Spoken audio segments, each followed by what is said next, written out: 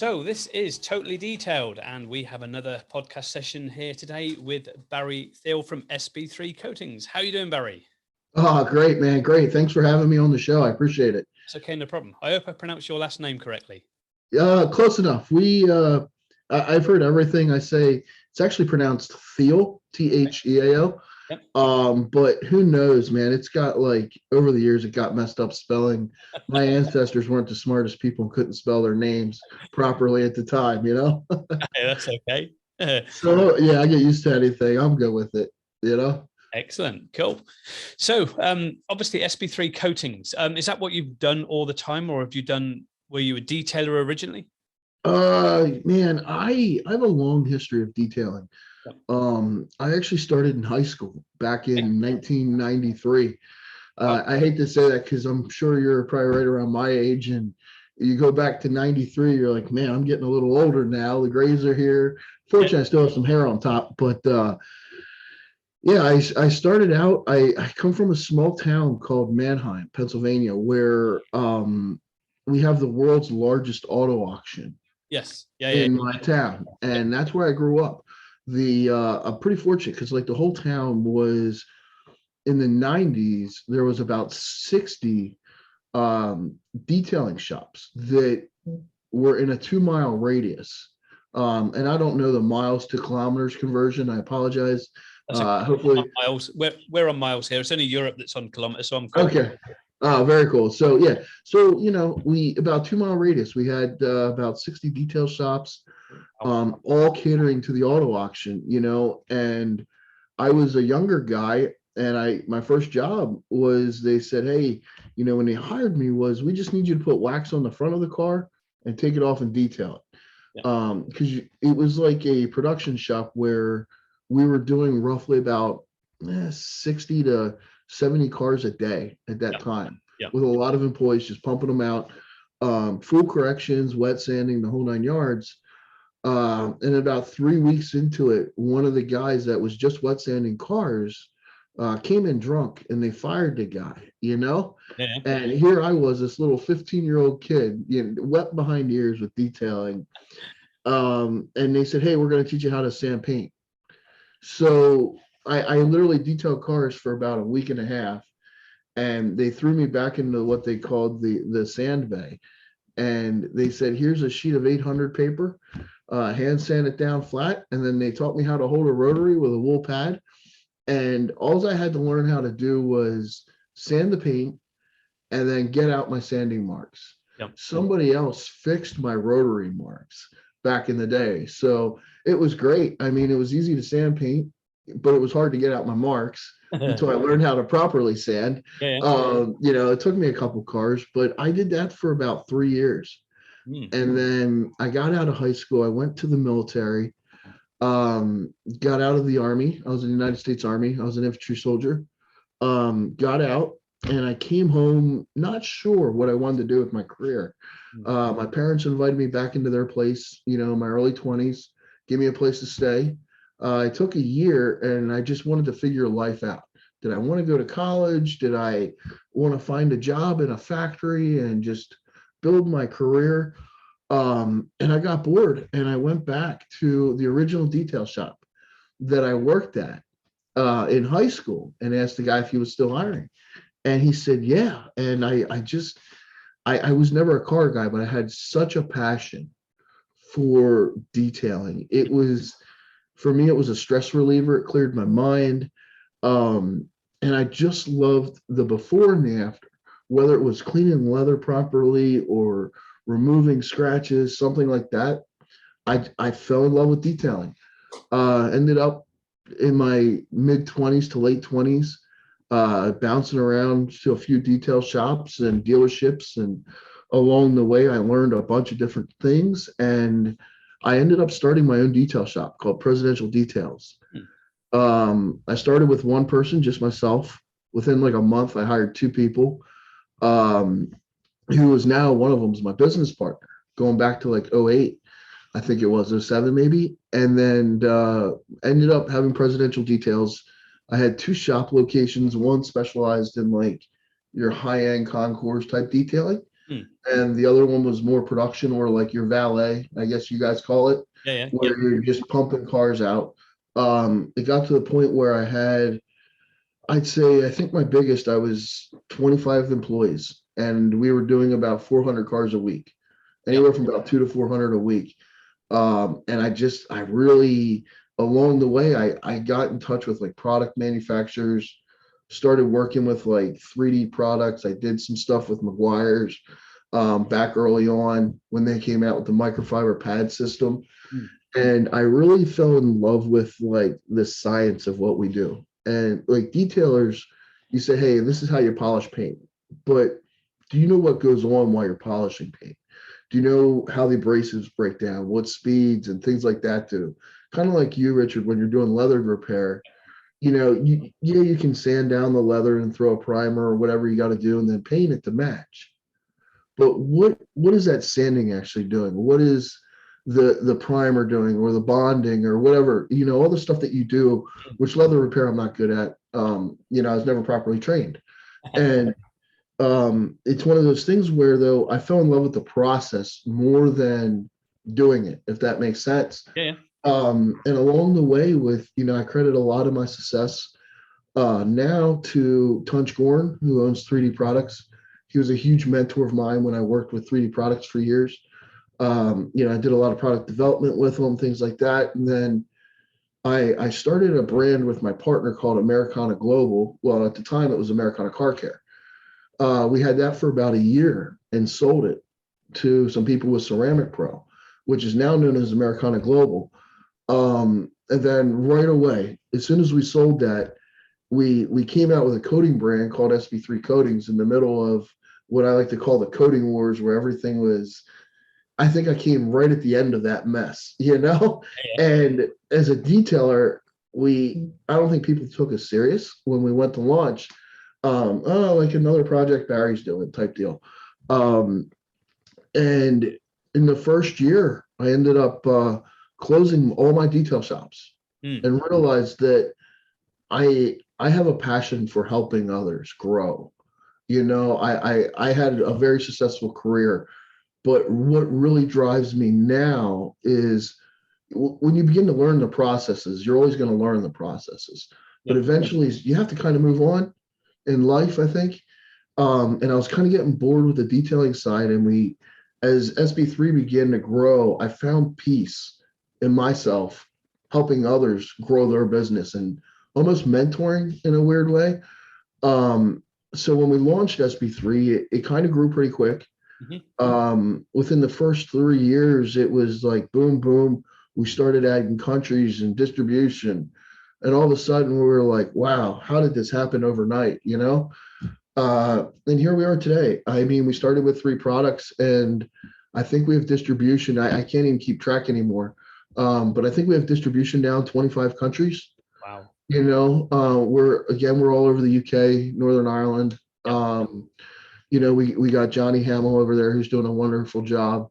And he works great with the IDA guys over there, Alan Metcalf, at AM Details, such a great group of people over in the UK, talented detailers that are so passionate, and you see it. And then we started just branching out into other countries, and here we are today. We're coming up on our 5th year, and I mean, it's just been an exciting adventure.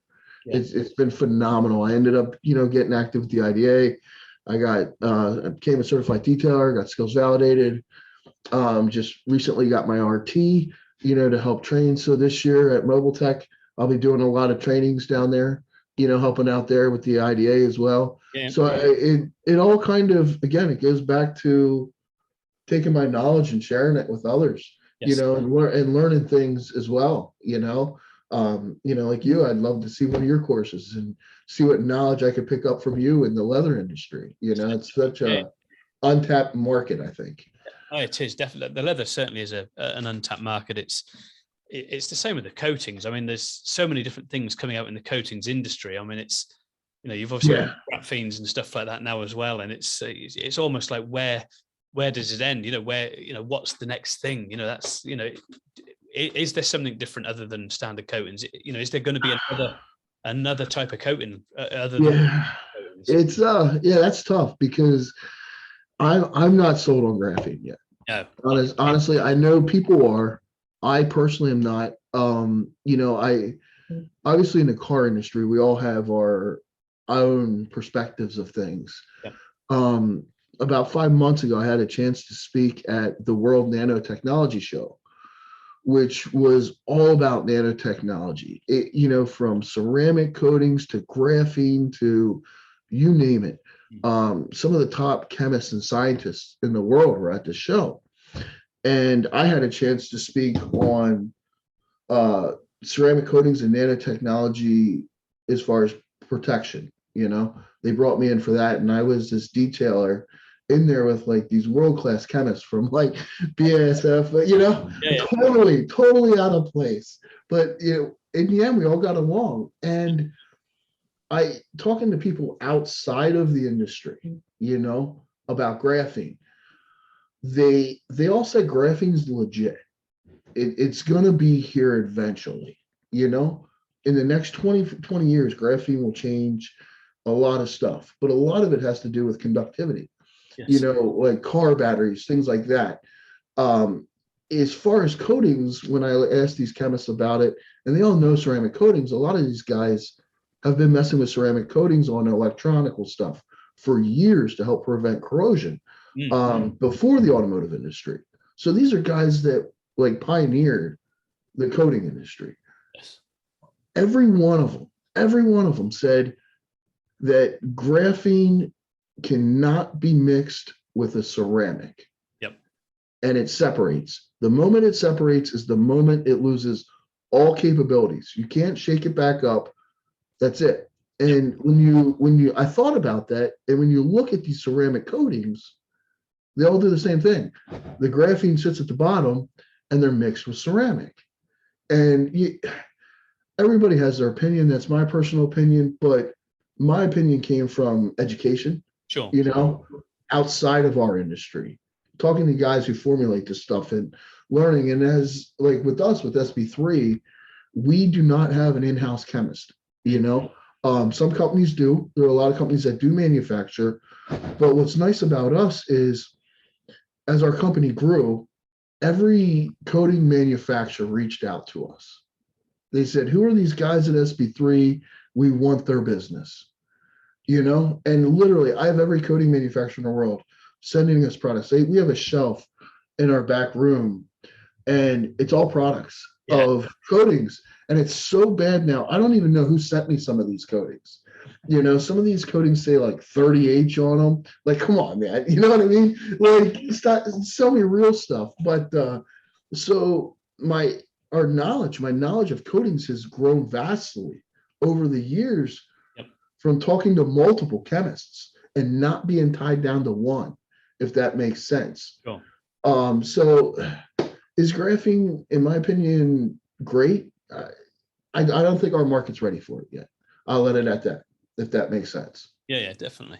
Yeah, I'm sort of on the fence with it like you are as well. It's I still like to hand wax cars, to be fair. I mean, I love wax. I love hand waxing cars. It's just I do. It's wax is very therapeutic. Yeah, very. It really is. And I go back to I want to say go back 10, 15 years, and I still have some of Crystal Rock, Paul Dalton. Yeah. Paul, great guy, good friend of mine over the years. He had his wax over there. I had a wax over here from a company called Migliori at the time. Obviously, Paul's wax was more successful than mine. Yep. But I get it, man. The feel of a wax, and then you get the guys at like Dodo Juice with Dom and BJ. Those guys are obsessed with waxes, and it's like the waxes in the UK are, these guys are mixing, blending things out of their house, and I love the creativity that the UK brings to the market and to our industry with waxes, because they won't let them die. Over here in the US, people are saying wax is dead, trying to get rid of it. And it's like, no, man, we still have cars that need wax. Yes. It's therapeutic. Learn how to do it, if that makes sense. Yeah. I mean, not everybody wants coatings. That's the thing. I mean, some people, like to have a wax. I mean, I don't know. I don't know what it is with hand waxing a car. It's just, you put a coating on, and I've done, thousands of coatings on cars, and you put the coating on and that's it. But when you're hand waxing a car, you could hand wax the same car month in, month out, and you'll still see different lines each month that you see before. There's just something about it, the way you waxes. It's just phenomenal. It's very similar to leather, Yeah. You can coat leather, but there's something about, in my opinion, finding a good leather conditioner, that you can really massage into your hands, exactly, and then massage into that leather, and you feel it getting soft and supple. You feel like you're doing something. It's like you're rejuvenating your skin again. Exactly. Yeah. Exactly. Yeah. Yeah. I love it. Those are the things about detailing I love that I feel have lost their ways a little bit because of coatings. Because of the coatings, yeah. I mean, it's the same with the leather. I mean, we get, like you do, we get that many different coatings sent to us that everybody says, put these on leather. And some of them are like, it seals it completely. And obviously you can't seal leather completely. I mean, obviously modern leather still has a 1% breathability, even though it's painted and it's got a clear on there, it's still got to breathe in some way. It's got that natural collagen fiber on there, and that network of collagen fiber has water in it, and that's got to still survive. It's got moisture in there. So you can't seal it, it can't be done. So like you say, you've got to, it's getting that massaged and getting that right is absolutely fantastic. Yeah, it's definitely. No, I agree, man. That's cool. You got a great passion for leather. I can respect that. Yeah. Oh, I love leather. Yeah. Definitely love leather. So obviously, you've been in this obviously for quite some years now with the detailing and stuff like that. So like 20 odd years. How have you seen the industry change over that period? Obviously, we've gone from hand waxes to coating. So I mean, the industry a lot. Yeah. I mean, where do I start? Yeah. 20 years, if you would have said 5 years, there's a lot in 5 years, I think, that has changed. Yeah. 20 years ago, foam pads were just coming out. Yeah. On a rotary, I remember doing like 2 or 3 steps with a rotary and a wool pad. And, we start out with, a 2-inch, well, over here, they were these Schlegel wool pads. It had a 2-inch, the wool was 2 inches, it had a real thick twine. Yep. And then you broke it down to a softer lamb's wool on the final polish. And then you would run over with the Gem Orbital. I don't know if you remember them, Richard. Yep. They were like 20 or 30 pounds, and, it was this big, and it was a dual action. Yep. And you take this thing over a car and go, boom, boom, boom, boom, the whole thing would be shaking, then you bring it back. Yeah. That's how we worked out our holograms, Yep. And then you laid the wax. But now you fast forward, to Jason Rose and Kevin Brown. Yeah. These two guys, I think, are the pioneers of the industry who changed the industry for the better. Yes. They really got involved with the dual action movement. And the dual action movement, whether it's a long throw or a short throw, what's scary is it really allowed the amateur novice guy who in his parking lot, in his house, in his garage, who loves cars, to now be able to do paint correction. Yes. Yeah. And to do it well enough that he doesn't need to hire a pro. There's YouTube videos, there's, how many countless people out there showing you what this is. And to me, that's one of the bigger changes in our industry. And the credit really goes to Jason Rose and Kevin Brown. Yep. And most people don't realize that. No.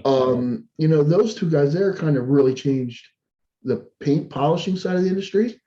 Now, clay bars. I remember when clay bars were $30. Yeah. Now they're virtually non-existent because we have, the clay pads, there's chemicals, there's iron removers. Yep. And there's cheaper alternatives, and clay bar is kind of like, okay, who uses clay bar anymore? Looking at interiors, of cars, the leather that's in some of these high-end Rolls Royces. I don't know what it costs, but some of these cars are nicer than my house. Yeah. I sit in the car and the leather's like, man, this is beautiful. The cup holder's where it should be. And I'm a bigger guy, all I need is like a push button and gummy bears drop out and fall in my mouth while I'm driving. That would be it. But the industry has changed so much. Yeah. But what I really love about our industry now and the way it's going is the education. Yes. You know, for me in the 90s, we didn't have YouTube. You know, if you wanted to learn something, you had to drive. The hardest part was finding somebody that could teach you because you didn't know about the guy in Florida that like Auto Geek because you know the trainings down there it just wasn't around, you know. So when somebody came to train like from McGuire's was real big in our area at the time. Yeah. And when they came into town to train, it was like you better be there because you don't know when the next training could be. Exactly. Yeah.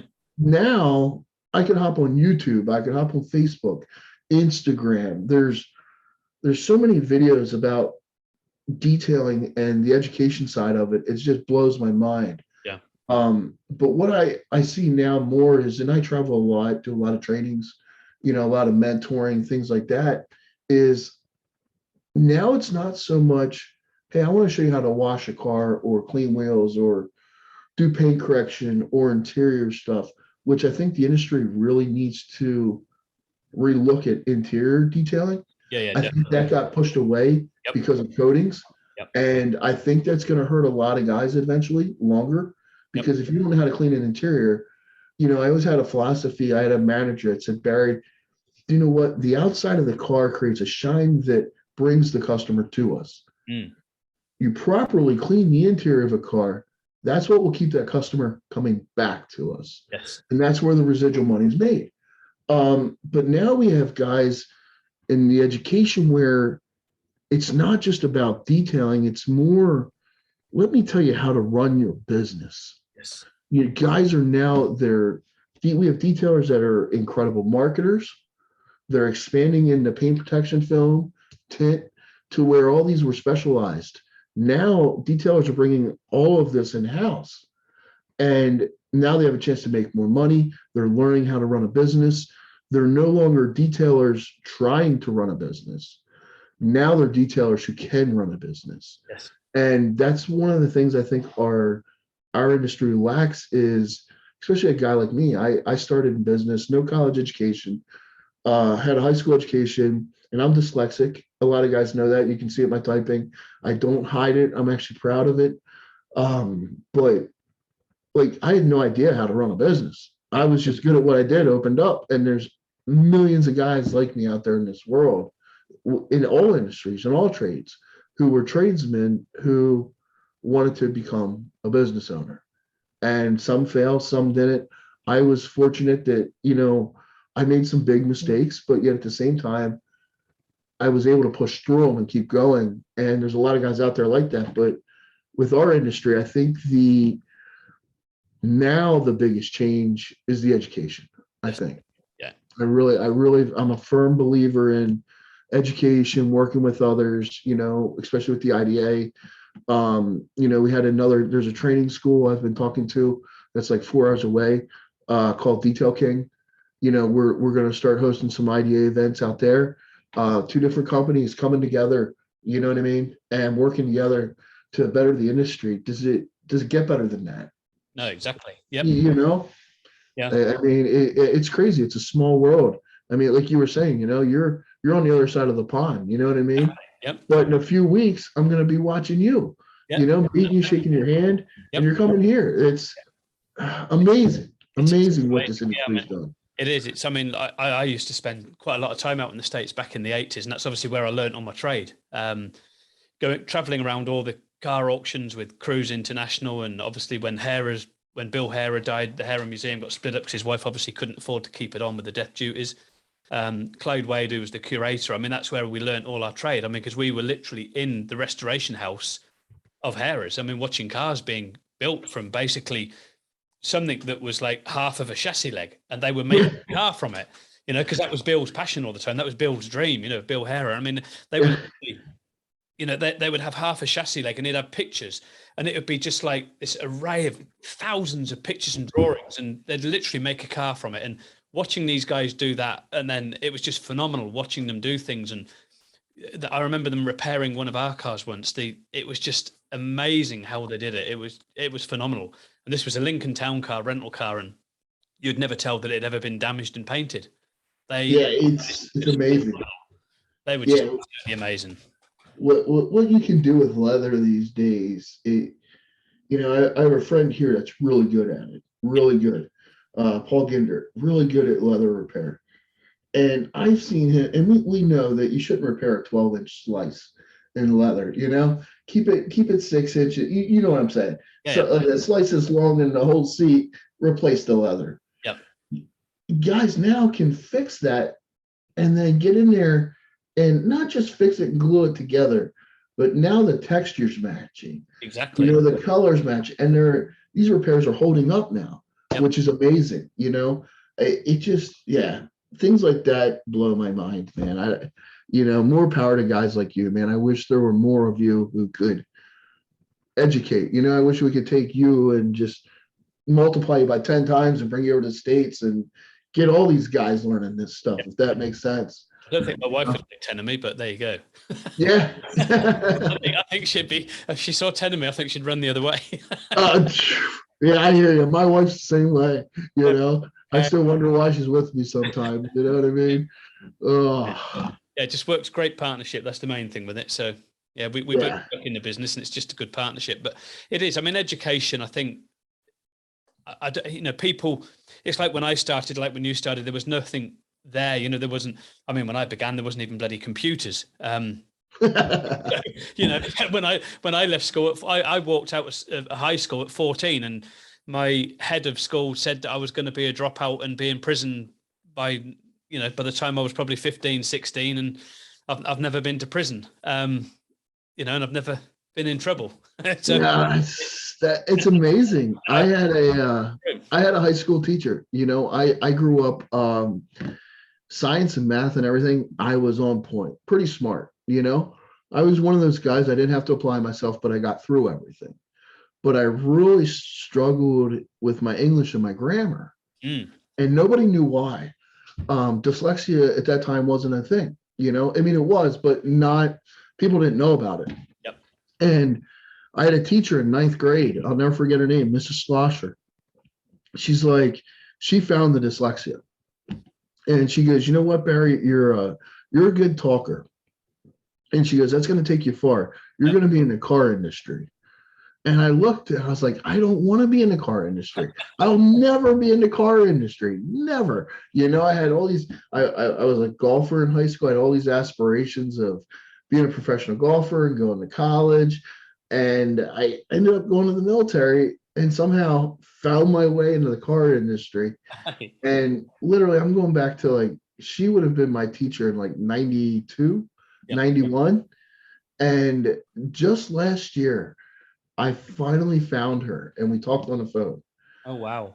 35 years later. And now she's retired. She had a husband's in real estate. She was probably 65, 70 now. Blimey. And, we started talking, and I wanted to thank her is what I wanted to do. Yeah, definitely. She was the one who found dyslexia in my life. And I for all these years, she was the one who really changed my life, because I didn't feel, I mean, I hate to say the word stupid, but all those years, I didn't understand why I was different, Yeah. And she was the one who brought it out and said, "Hey," and she really changed my life in a lot of ways. And I wanted to thank her for that. And I had the chance to do that. And we talked, and she goes, "So what are you doing these days?" I said, "I'm in the car industry." And I just, she got real quiet for a minute. She says, "I remember telling you that." And I was just like, "Oh man," I'm sitting here tears in my eyes. I'm joy and happy, crying, but yet it was one of the most memorable experiences. You know what I mean? And I made her day. It was fantastic. She made mine. I made hers. And I'd love to meet her and shake her hand again. You know what I mean? Someday I will. Yep. Yeah, it's always good when you can do that. I did that as a school reunion because my headmaster, our head of school, was always adamant I'd be nothing. But then my remedial teacher, because again, I'm dyslexic. And again, I was very good with my hands. So maths, I was no good at. English, grammar, all that sort of thing, I was no good at. But I was good with my hands, with metalwork, woodwork, and cooking. And I seemed to like French. I think it was because the French teacher was a hot girl. I like French quite a lot. I always wanted to go and learn French. and I think it's because the teacher was a hot bird. So yeah, it's one of those Yeah, things. and I'm sure she had a great accent too, you know? Oh yeah, she did. Yeah, I kept saying, can I come back and just learn more? Because my dyslexia, I need to learn on my own. Yeah. I don't know, class time, Richard. Oh, okay. Oh. Yeah, that was school days. But I mean, again, some people take the mickey out of you because they're like, oh, he can't spell and he can't do this. And, I've got, sort of talent in other areas, like we all have, but people that are dyslexic, you find, you sort of ooze talent in very many different ways other than spelling and stuff like that. And my spelling is absolutely diabolical. I know the feeling. I know the feeling. And grammar and everything. And it's just absolutely shocking. I'll write, a blog post and my daughter will read it and she's like, Dad, what the hell is this? Yeah, I know. I'm like, I have no idea what I've said there. And it's just, and I almost have to like rewrite it. But it's just one of those things, you learn and you get along and I'm very passionate about what I do and cars in my life. And it's, all began at a very early age. And that's, again, it's my dream was to be funnily enough, was to be a chef touring, sailing great big cruise ships around the world. And I never dreamed I'd ever get into cars, but fell in love with the car industry. Yeah, that's interesting because I had a huge passion for cooking in high school. Yep. I worked at a restaurant in the wintertime. Yep. And I loved it, man. It's kind of weird how we dyslexic. Yep. We both love, the restaurant industry. And now we work with our hands. It's a small world for sure. Small world, yeah. Because when I left school, I was in a restaurant, David Piper's restaurant down in Kintbury in Berkshire, down near London. And I was like his second chef for him. And it was, and even 10, 15 years later, he would say to my mum, "Where's Richard? I need him back here. He was the best second chef I've ever had."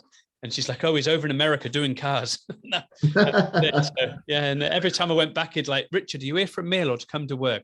"I'm here for a meal, David." So that's great. That's great. To the kitchen for 3 minutes. He said, "You're giving me such great pleasure." I'm like, "I'll come down to the kitchen, no problem." So I'd always go down to the kitchen when I came back. So just to see that, make sure he was doing things. And he was like, "Nobody ever made soup like you did." He said, "Everybody's like, where's the guy gone that made the soup?" So yeah, it was going to be my dream, but then cars came along. And hey, you're doing all right. You know what I mean? That's it. And it's just, it's like yourself, you're around in every country in the world. And we were detailing, learning obviously over in the States on Maguire's, at car auctions and stuff like that. And, we had a dream of having a detailing company in every country in the world, having a detailing center. And we've not got a detailing center in every country in the world, but we're certainly in a lot of countries in the world now with leather. So it's, still the same vision, still the same dream, but just a different sidetrack. Correct. Yeah, that's amazing, man. Just how it goes, like with yourself. It's just amazing how things go. Definitely. Yeah, it's weird. I never thought I'd be in the position I'm in. Yeah. I'm very thankful and very humbled. Yeah. I live a good life. I help others. I made mistakes along the way, some big ones.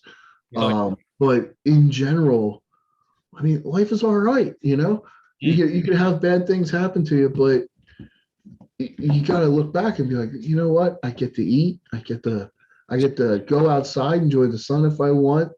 And I have a pretty awesome career with awesome people and awesome peers around me. What more could you want? Exactly. There's a lot of people out there with nothing, and a lot of people forget that as well. So it's it's a shame, but life can be cruel, but you've just got to learn to get on with it. And you don't fail unless you stop.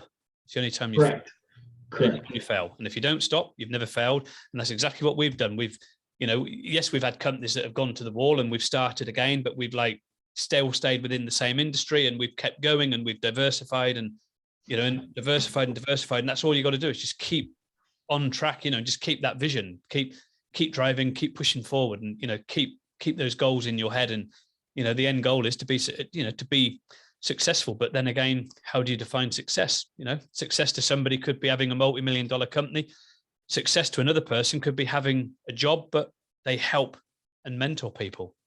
Yeah, no, and I couldn't agree with you more, because I think the older I get, the more my definition of success changes. Yes, exactly. It used to be about money. Yeah. Like I want everything in the world.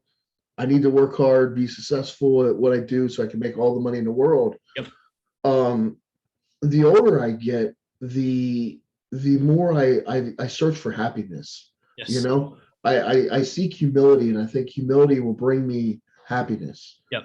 And I have a buddy, if you meet him, he is so genuinely happy. Like it just glows off him. You shake his hand and you feel it, it like it rubs off on you. And he's not rich by any means. He's not poor. He lives comfortable, but he is so genuinely at peace and happy with himself and his life that that's what I'm striving for now. Yes.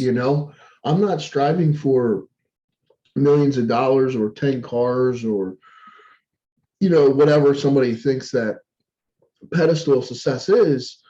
To me, I just want a clear mind and be happy. Yep, exactly. Yep. I think that's the hardest thing in the world to achieve. Yep. Truthfully, I really do. And for me, that's been my goal for the last 5 or 6 years now. Yeah, it is. And that's, something we did the other week with, there was somebody had posted something on social media, and they hadn't named and shamed this particular company, but they posted this thing on social media. And, I thought that's some guy's business. He's maybe got kids he's got to put food on the table for. You're there talking about this guy. You're having other people come along and take the mickey out of this guy's company. So we've reached out to this guy, and he's coming to us for a free training course to do machine polishing. And that to me, which, I actually wrote to Jason Rose and to Anne at the IDA and just said to them, that is what, this is why I'm proud to be in the IDA. And I just wanted to share it with you, what I've done. And I said, I know it's maybe a daft thing to do, to write to you to tell you what I've done, that I've reached out and helped somebody, but I wanted to write to you to tell you I've done that, because it actually made me feel, quite honored that this guy accepted it, rather than just sort of say to me, who the hell do you think you are, ringing me, saying someone's, trash me on social media. This guy could have literally just blanked me and said, go to hell. But this was a young kid, and there's him and his partner, and they were like, do you know what? We're so grateful. Can my partner come down and learn as well? I'm like, absolutely. The pair of you come down for the day. And they're like, what cost? I said, there is no cost. Just come down. We've got plenty of drinks, plenty of tea and coffee. There's everything here that you need. There's soft drinks. There's everything. I've got the panels. I've got the machines. I've got all the equipment. Come down, learn. I can help you resolve those problems. These guys could be the next big thing in the industry, Yeah. And I've just done my bit to help them. And, these two guys now are so grateful that they're being helped. And that is what, that gives me happiness. And that, to me, means more than anything. No, yeah, I agree, man. When you get a chance to share your knowledge, it feels good to give away. Yeah, exactly. For yourself, but to be able to help along the way somebody else, I see it all the time. Like I have over here, there's a couple people that I've worked with closely with their businesses and tried to help them grow. There's the one guy, without mentioning his name, he stands out because he was a mobile guy. He worked on a farm, southern part of the United States, where there's not a lot of opportunity. He was a detailer, mobile, and if you knew him, he had a wife, young kid, just bought a house, working at the farm, and at night he'd come home, wash some cars, do it on the weekend. And this was all 2 years ago, went down, I started working with him, and he just he needed like that little kick in the ass of confidence. Sorry, I watch my language, but he needed that morale booster. This is a kid that was afraid to do something, to take that leap. And, for me, the hardest part is always taking that first step. Absolutely. And that's what I told him. And today, here we are, less than 2 years now. I've been down there a couple times, worked with him on rotary polishing, machine polishing, coatings, all this. With his business, he calls me with advice, like when he needs advice for his business. Today, though, he's got 7 employees. Wow. And they're doing like 4 cars a day. And he when you meet him, he's such an inspiration. Yeah. And I had a huge part of his beginning success. Just kind of saying, hey, dude, do it. Don't be afraid. Yeah. You're gonna fail. You're gonna fail. What happens? You claim bankruptcy. You move into your parents' house for a year or two with your family, and you start over again. Yep. How bad can that be? You know what I mean? Yeah. It's not that bad. And he looked at it that way, and he just exploded. Now he's going to be working our booth at Mobile Tech, helping us out. He's coming down, and you meet the guy, he's just genuinely like ready to go, and it's you see this often, and you understand, Richard. It's a good feeling. It really is to see other growth in other people. Yep. I don't know what it does, but like to me, it's just there's something about it. It just really like it makes my day, if I could say that. Definitely, yeah. And I think it's sometimes giving some people just need that bit of confidence, that kick up the backside, to sort of get them going. We had it with a guy many years ago. Met this guy. Oh, blimey, must have been 20 odd years ago now. And he was like wanting to start up learning machine polishing and stuff like that, and do a sort of valeting business to turn into a detailing business. And he was like, are people gonna, because over here in England, it's you don't always have to have water and generators and things on board your truck. You can just plug in. Most customers are okay for you to plug into the house. And he was adamant that, how am I going to get them to use their water? How am I going to get them to use their electricity? And I'm like, just tell them. Just tell them. When you book them in, just say, when they arrive, I just need an outside tap if you've got one. If you haven't, it's no problem. I can bring stuff with me to fix on a tap in your home. And then just a point for electricity, please, if you don't mind. That's great. And I'm away and I can get your car sorted out. So just be very confident with them and tell them, that's what you got to do. And it took this guy was a bit of a nervous wreck. And it took me, 2 or 3 years to nurture him. And during that period, he became quite successful, to the point where he was still a one-man band, but he was able to buy a van that he couldn't afford before.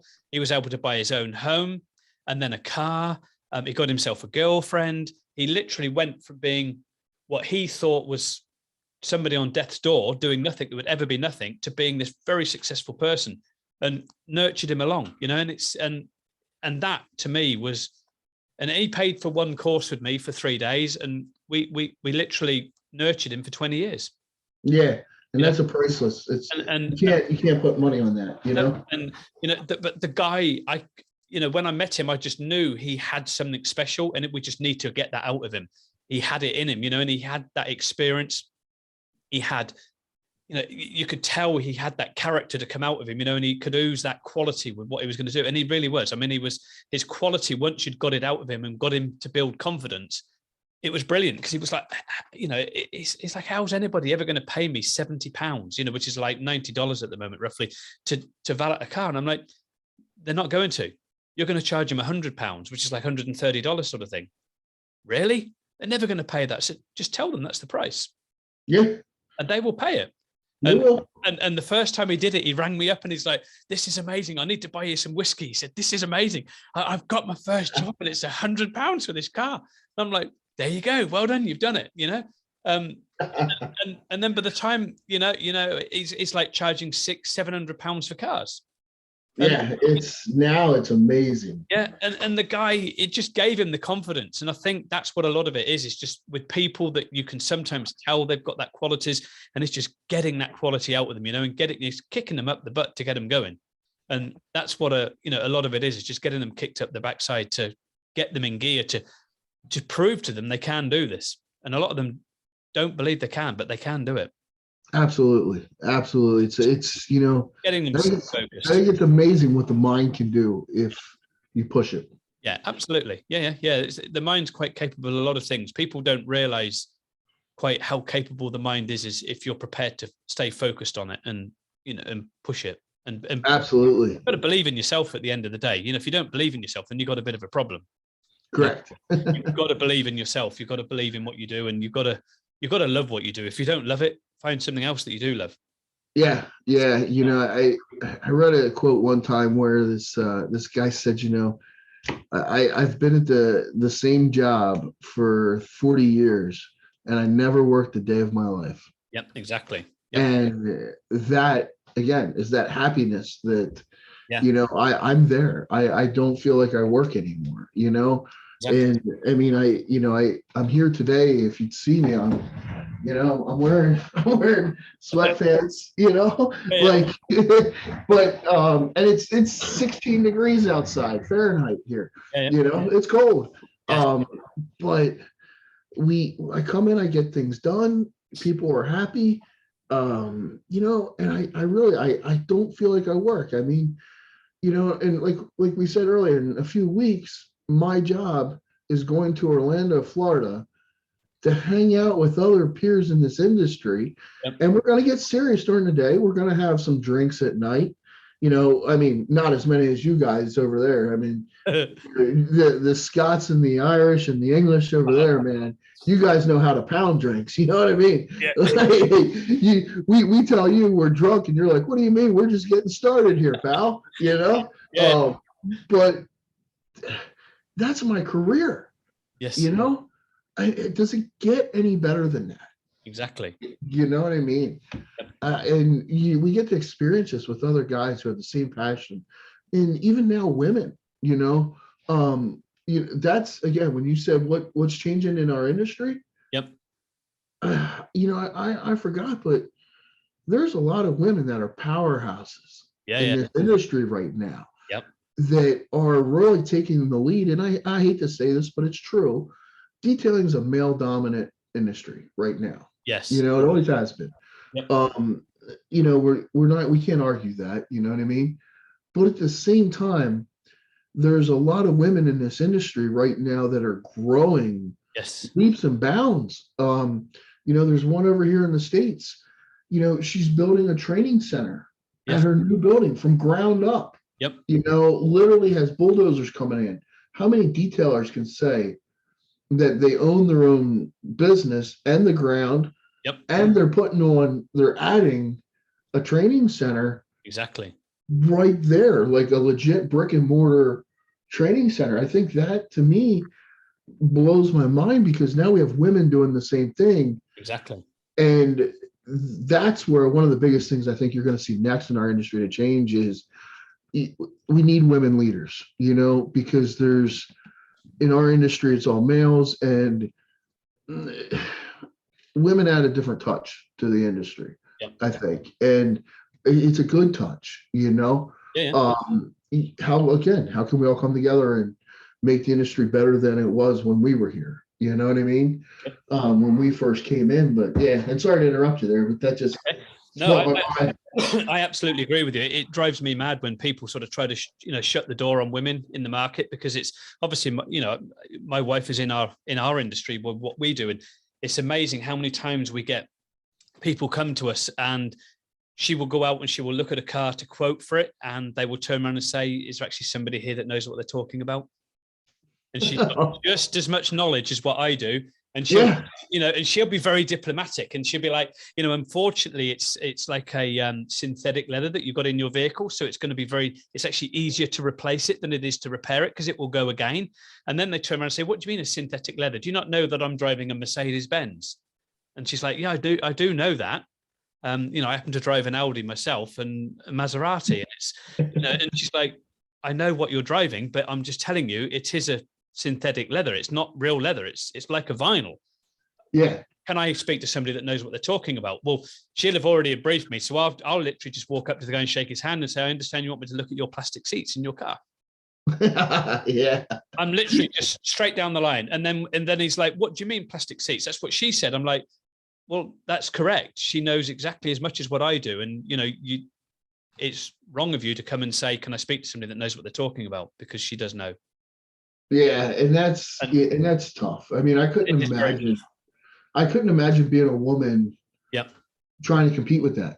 You know what I mean? Yeah. And it's it's the car industry. Yeah. But I don't know. It's just tough.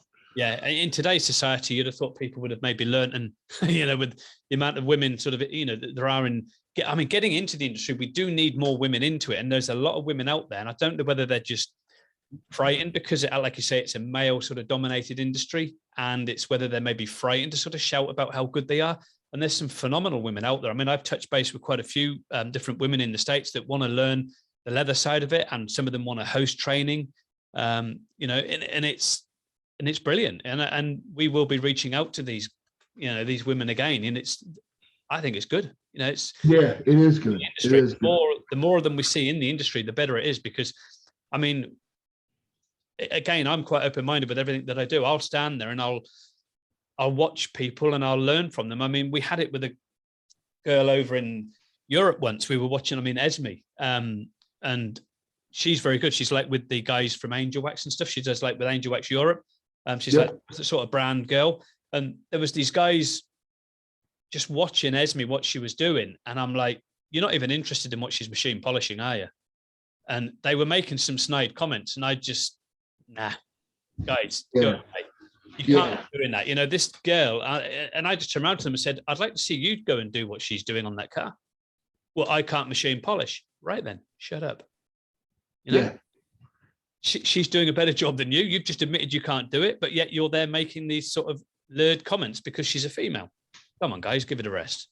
Yeah, I agree. You don't get the women standing there saying, oh, look at him, you don't get them doing that. They don't do it back. And it's a shame. There does need to be more women in our industry, without a shadow of a doubt. Yeah, I completely agree. And a lot more support for them, I think. Yeah. Hopefully the ADA can do a special thing, help support the women. Would be a good thing for the ADA, I think. Yes. Yeah. And I like Jason Rose over Rupes USA. They did a female all training course. Yes. You know what I mean? Invited them out.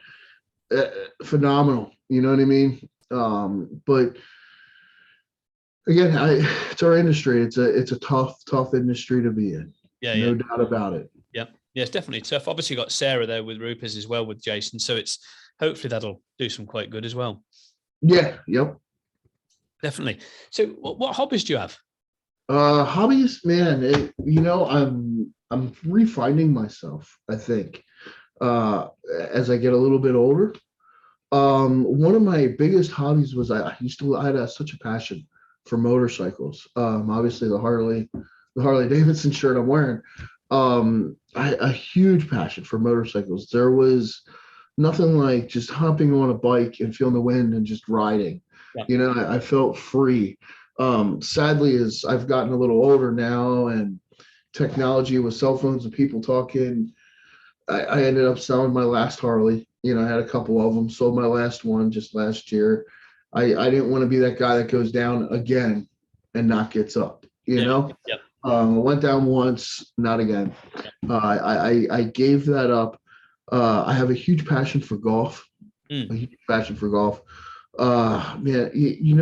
a lot of my hobbies really consist around the industry, and just trying to be with my family, my friends.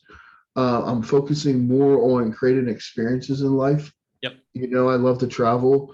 The detailing has taken me all over the country. In the last 2 years, I've seen literally almost every state in the United States because of detailing. Yeah. But for me, Freemasonry is a big part of my life. Yep. I'm a Freemason. I don't hide that. That's a huge part of my life. Karate, I started that last year. That's a fun part of my life. It really taught me how old I am, how not flexible I am, how out of shape I am. It taught me everything I didn't want to know, But I'm really, my hobbies now, I think is just focusing on being a better Barry than I was yesterday. Yeah. I'm trying to work on my weight. I lost my passion for working out with the business. I never really had all my priorities straight. And that's been a huge hurdle of mine is my weight. I do really good for 6 months, and then I get lazy for 2 months. Yeah. I do real good for 3 months, and then I get lazy for a month. And the laziness doesn't start until something interferes. So like if I do a trip, like SEMA is a week-long trip. I was doing really good working out up until SEMA. Then SEMA hit, and all of a sudden it's November. Then we have Thanksgiving here. We have Christmas. And I have a wife that knows how to cook very good. You know what I mean? Yeah. And I like to eat. I can't. I don't know how to hide it. I gotta. I really believe in moderation in my life. But when it comes to food, like I'm not a foodie. I'm not going to go out and be like, oh, I got to try this restaurant because someone's talking about their pizza or whatever the case may be. Whatever meat they have. I just enjoy sitting down, relaxing, having a meal, and just blocking out everybody and focusing on what's Barry going to do next, Yeah. But yeah, I mean, I do. I like to drive, man. I have a few cars. I enjoy driving. I live in an area where we've got great back roads with country farms and mountains. It's really peaceful where I'm at, and I enjoy just hopping in a car and going somewhere, not knowing where I'm going. Yeah. Like I'm 3 hours from New York City, 2 hours from Baltimore, Washington, D.C., hour from Philadelphia. So we have all these major cities that you could do a day trip out of, in the summertime, I have an SLK 350 I'm getting ready to sell. But me and my wife used to love driving that. When it's me, I take my Maserati out like it's snowing. And I have my Maserati sitting out in the snow right now, and people are looking at me, and it's like, you know what? I did not buy this car to sit and look pretty. Sure. I bought this car to enjoy the Ferrari motor that's underneath the hood. Exactly. I want to take it out. It's all-wheel drive. I want to rip it. And I do. I enjoy that. But I think the most peace in my life I get when I'm doing something, it's usually built around history. I'm a huge American history buff. I think what we were taught in school is not what happened. You know what I mean? I find it interesting how, over in England, we had these people that hated taxes and hated the way the English lived. So they hop on a boat and they go across the river. And they meet Native Americans who don't speak, they're basically uncivilized, and they say, hey, we're going to take your land. Like that. That's some ballsy people, you know what I mean? They do this, and then they accomplish this, and then the English come back over and say, "Hey, we're going to tax you." You're still English, so that's our land. And these guys say no to the most powerful empire in the world at the time. No, so they bring all these redcoats over, and this war starts, and it's really a bunch of drunken, rebellious guys who just wanted freedom, and they hated the way that they lived over there, and they built this whole society here. I mean, to me, that's amazing. Like people today, they wouldn't do that. You know what I mean? They get in an argument and they're like, okay, I'm offended. These guys like literally built a whole new world that I'm stuck in now. And you look at the battles and the differences, and I mean, there's so much over here, like slavery. I mean, you look at like, how did we treat people like that? Definitely. You know what I'm saying? Like, how did we treat people like slaves because of a race of skin or color? It blows my mind to think how we as a society over here put these guys on a pedestal because they came over here and they built this country, like Washington, for example, a hero over here. I love George Washington and all the stories. And, one of my ultimate goals is to do something with one of his carriages. That's actually here in the stateside that I've been working on for years. But you look at this guy, and he was a landowner that had slaves, but that was common back then, but to me, like, why did you have slaves, man? You're talking about building a country that's freedom, for freedom. Yep. But then at the same time, you have slaves, but then he's also the same guy, that took this country into battle and freed us from the English. Yeah. And they believed in no taxes. You know what I mean? That now we live in a society where I'm taxed on everything. You know what I'm saying? You tax my payroll. You tax me when I make money. You tax me when I spend money. And it's so bad here that we have what they call water and sewage. They bill you for the water coming in, and then they bill you for the sewage going out. Same here. So and then they tax it. So it's like, okay, you're telling me that you're going to tax me for something that's free, and then when I take a shit, I'm sorry, but you're going to tax me on that too. Exactly. You know what I mean? Like, what happened to our country here? Like, this is why we're here. Same thing, just different controllers. I think our society's pretty messed up. I think it's got a lot of potential, but I could go on and on. It's not just politics, it's like common sense. But exactly, I really love history. I was going to be in the UK like 2 years ago with Johnny Hamill. Was supposed to come over. Then COVID hit, and I was so upset because I was staying in between Edinburgh and Glasgow up in Scotland. Now I'm a Freemason. So you have Edinburgh, downtown Edinburgh, where it's like, man, that's like Freemason wonders there, and you have all the old history up in Scotland. Like, I was real, and then you had, St. Andrew, the golf course, and there's a golf course up there. I was like an hour and a half away from like so many huge things. And I actually, like, we were going to do the training for like 3 days, and I was going to arrive 2 days early and stay 3 days late.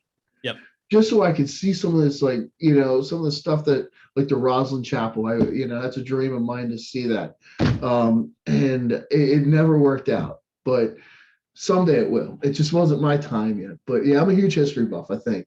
When you ask me about anything in the world, I'm a huge history buff. I want to know the truth. You know what I mean? I don't want to read what our country created in textbooks and lie to us about, I think, in my opinion.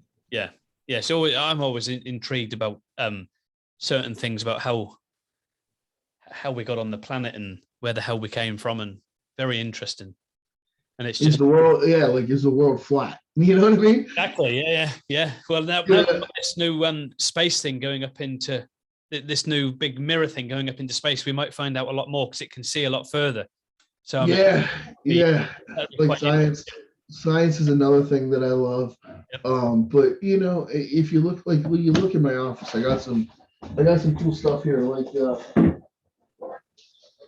down here, there's an old hickory shaft putter. If you're a golfer, you know what I mean. And then I have like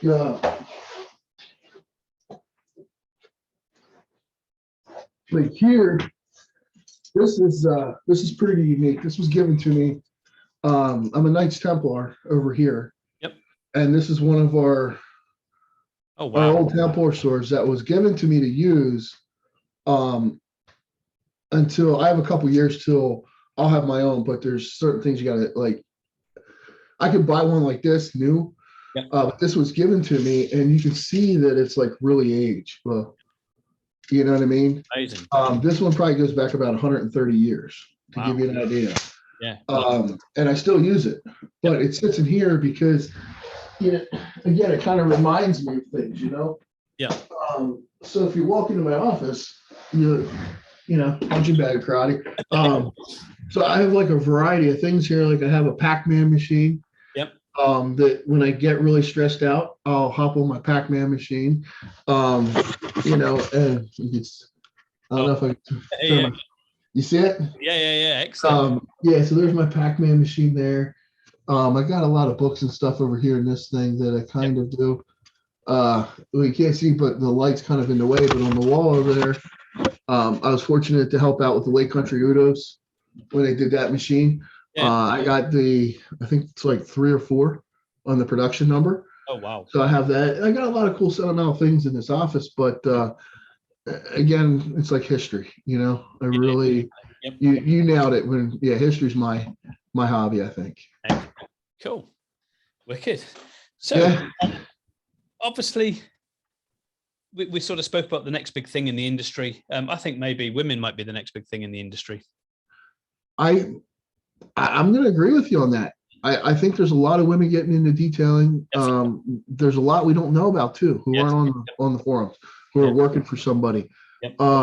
But I think over the next 5 to 10 years, you're going to see a lot of women taking major roles with companies. Yeah, I think so. Definitely. You know, and really, and you can see it in the IDA now. I think the IDA is starting to see some of that stuff too. Yep. But I think, I agree with you. I think that's going to be one of the biggest things is you're going to see a lot more leaders and role models and mentors who come out of this industry who are women. Yeah, definitely. We ask a closing question. It's a tough one. Okay.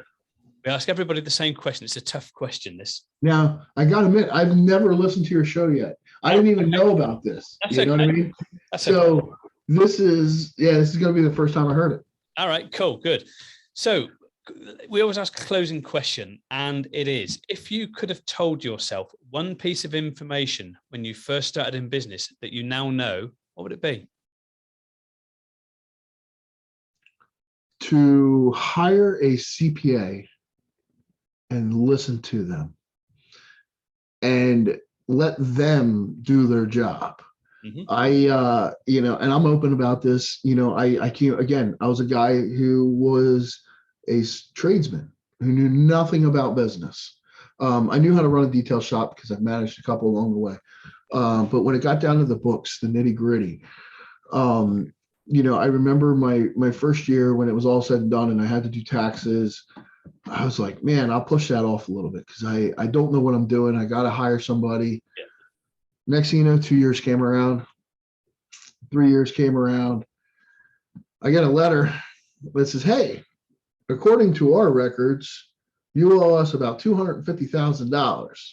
Yeah. Wait a second here. What?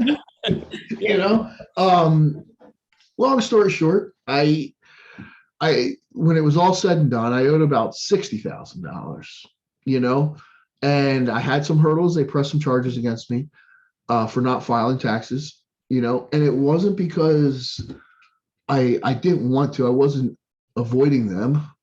I just didn't know how. Yep. And then I got scared and it compounded, you know what I mean? Yep. And if I would have hired a CPA in the beginning, none of that would have happened. Yep. And again, to me, that goes back to paying a professional who knows what they're doing. Exactly. People bring me cars because I know how to detail. I'm the professional at that. You know what I mean? I'm not the professional at handling money and knowing the tax laws and the accounting laws. And to me, I think that's one of the most important sides is handling money. We're in business, and I had a lot of hard lessons learned there. And I think that's why I'm so firm on business now. Yes. You know what I mean? Because I learned the hard way.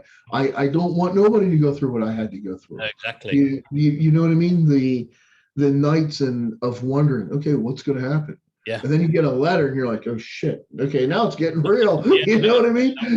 But then you realize they're not there to hurt you.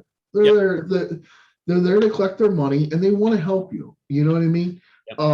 They want to offer you the advice, but at the same time, if I would have had a CPA from the very beginning, before I even opened my business, that I tell people, go out and shop a CPA. It is about how good they are, but you want a relationship with them. You want to be able to say, hey, listen, things are bad right now. What am I going to do? Like I'm struggling. And then you also want to say, hey, things are great right now. What can I do? And that comes with a sense of comfort, I think. Yes. And for me, I think the number one thing I'd tell people is get a CPA. After that, keep an open mind. Because you never know in this industry what changes tomorrow. No, exactly. Yeah, and the governments, unfortunately, the tax man just want their money. Yeah, that's all it's about. Yeah. You pay them, they leave you alone. Yep. But in this country, it's the same. In this country, you'll get a government official come in and you'll say to them, "What do I do?" And they will actually just say to you, "You're in business. You should know what you're doing." yeah, Thing is, you're not a tax advisor. There's special people that do that, and again, yeah, that's where we have accountants and stuff, and we've had them on board from the beginning because I don't know accounts. I'm not. That's not my training. I do what I do. yeah, You exactly. do it. It's like people say to me, "Oh, if you want a little bit of electrical work done," they're like, "It's easy. Just do this and do that." No, I'm not doing electrical work. There's tradesmen to do that. That's not my thing. And they're like, "Oh, Christ, Richard, it's so simple." I'm like, "Look, if I start doing electrics, I'll end up with water through my wires. I can tell you now. I'm not." Yeah. There's two things you don't mess with: electric and water. Yeah, You know what I mean? Bad news there. Yeah, Bad, I'm not touching it. I'm not. It's not my thing. I don't understand it. There's tradesmen out there that can do this. Yeah, exactly. And that's, and again, I think a lot of that comes back to, as a business owner, you're trying to save every penny and you're afraid to let go of a little bit of that money. Yeah. But what you realize is that CPA who knows what they're doing can make you a lot of money. Yeah, exactly. Yeah, exactly. They can make you a lot of money. So that was our closing questions. Social medias. How does everybody find you? What's your website and social links? Honestly, I just tell everybody SB3 Coatings. On social media platforms, they're all Barry Theal, my personal name. Yep. If you can't find me, there's an issue. You haven't looked. Yeah. I think with social media today, I'm out. You can Google me, find whatever. My personal cell phone number's out there. But if anything, my email is Barry@SB3 Coating. And Richard, thank you. You know what I mean? It's been an honor to be a guest on your show. It's okay. You're very welcome. It really has been, especially, you're over there in the UK. I won't hold that against you, I promise. That's But no, I do thank you. It's truly an honor just to sit and talk to you and finally actually get to meet you. Exactly. That's it. I know we talked a little bit, but not like, I feel like I'm meeting you for the first time and we get to share this experience with everybody else. I love that, man. I love it. Yeah, it's going to be good because it's what have we got now? How many days have we got now? Let's have a look. How many days have I got to MTE? What's he going to tell me on my holiday? About 13? Yeah, 13 days. Yeah, 13 days. Yeah. We're flying with Virgin. So 13 days and 15 hours and 12 minutes. So counting down. Can't wait. Yeah, you got a long flight ahead of you. You probably got about 6 over and then 4 down. 12-hour flight. Yeah, that's a long. We're going straight from. We got a drive down to Heathrow, so that's like a four and a bit hour drive, and then from there we got 12-hour flight over to Orlando. Oh, you're going direct to Orlando? Yep, direct to Orlando. 12-hour flight. Man, that's beautiful. You'll see all kinds of water. Yeah, we're driving down, so we got probably about a 13-hour drive down. So we're gonna take the booth down and all that. Yeah. And then we rented a house, and you're more than welcome. We're gonna have a party Saturday night, Richard. Be great to have you over, man. Have a couple drinks with you. We rented a huge mansion. It's 13 bedrooms. Wow. We've got a pool out back. Have a bunch of people. Probably be about 30 people there Saturday night if you're around. Okay. Come on by. Love to have you, man. Excellent. Be wicked. You can teach us English how to drink a little bit. Yeah, well, I won't because I don't drink a lot, but my wife will. She's your wife will. I got to drink. Oh man, I'm a 2-drink guy, man. 2 drinks, and I used to have. I drank a lot back in the day when I was younger. I can say when I was younger. Yeah. Yeah, I don't like the hangovers anymore, man. I can't handle them. No, I can't. I can't be doing with hangovers. Yeah, I mean, I'll have a couple of drinks and that's about it. But no, my wife, she'll drink. She can drink most men under the table. That's for sure. I have a bottle of liquor here from Scotland. It's the Scott guy sent it to us. It's called Buckfast. Have you heard of that? Which one? Wine? Buckfast? No, I've not heard of it. It's from Scotland. It's this stuff here.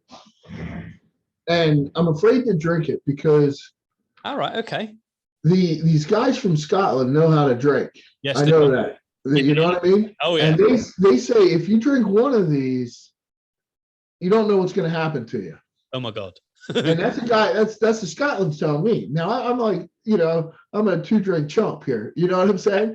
And once I start this, I know I'll have to finish it. You know what I mean? I'm afraid what's going to happen. So it's been sitting here for about a year, just looking pretty. You know what I mean? And one of these days it'll get open. Yeah, one of these days I'll open it. It'll probably be fermented by then, but whatever. Yep. You know? Well, the longer you leave them, the stronger they get. Yeah, absolutely. But yeah, thank you, man. It was an honor to meet you. Finally, great to talk to you. Yeah, definitely. You know, I hope someday we get a chance to stand side by side, and you know, I get to hear you do your whole speech and soak up the information that you have. Yep. You know, I really do, Richard. At least in MT, we'll be stood beside each other and shaking hands. That's the main thing. Absolutely. Stop by the booth, man. Hey, we will do, definitely. Yeah. Well, we've got 3 days there or whatever it is. So yeah, we'll be backwards and forwards talking to everybody. Yeah, we got plenty of giveaways. We're giving out. We got these bags made that say SB3. They're like this big. Cool. We're gonna put some of our aftercare products in there and just hand them out so people get to play with them. It'll be a good show, man. Yeah, I'm excited for it. Yeah, you know? Yeah, I'm looking forward to it as well. Definitely. Good. Okay, doke. Thank you very much, Barry. It's been an absolute pleasure. Thank you, Richard. Have a great day. Get it aired straight away. See you guys. Thanks for listening. Thank you. Bye-bye. Bye.